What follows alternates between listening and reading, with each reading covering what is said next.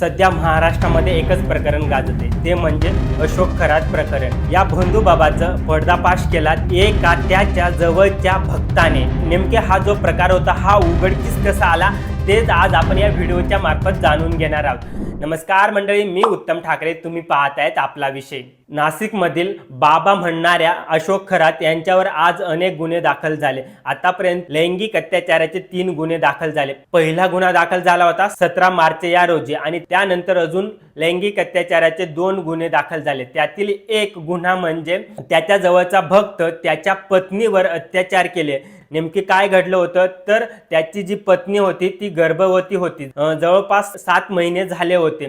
त्याला वाटायचं जो आपलं बाळ असणारे ते व्यवस्थित निरोगी आनंदी जन्माला यावं म्हणून त्याने पूजा करायचं ठरवलं। त्यानंतर तो आपल्या पत्नीला अशोक खरात या भोंदूबाबाकडे घेऊन आल्यानंतर अशोक खरात याने जो पती होता त्याला बाहेर कॅबिनच्या बाहेर काढलं आणि त्याला सांगत होता की मला पूजा करायची। त्यानंतर ती महिला एकटीच कॅबिन मध्ये होती, लाईट बंद केली आणि त्यानंतर त्याने त्या ठिकाणी त्या महिलेवर अत्याचार केले, गैरवर्तन केले।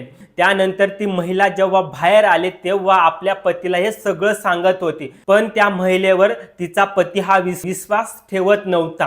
त्यानंतर त्या महिलेने आपल्या होणाऱ्या बाळाची शपथ घेतली, त्यानंतर त्याचा विश्वास बसला। त्यानंतर त्या व्यक्तीने भोंदूबाबा अशोक खरात यावर नजर ठेवायला सुरुवात केली। त्यानंतर त्याने एके दिवशी त्या कॅबिन मध्ये छुपे कॅमेरे बसवले, तर त्या कॅमेऱ्यांमध्ये जे रेकॉर्ड झालं ते पाहून तो पूर्णपणे हादरला।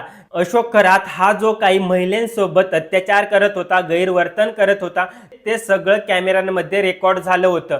त्याने ते सगळे व्हिडिओ एका पेनड्राईव्ह मध्ये घेतले आणि पोलीस स्टेशनला गेला। जेव्हा पोलिसांनी हे सगळे व्हिडिओ बघितले त्यानंतर पोलीस देखील हादरून गेले। त्यानंतर खरं अशोक खरात याचं जे प्रकरण होतं ते उघडकीस आलं आणि त्याने जे जे अत्याचार केले ते लोकांसमोर आले।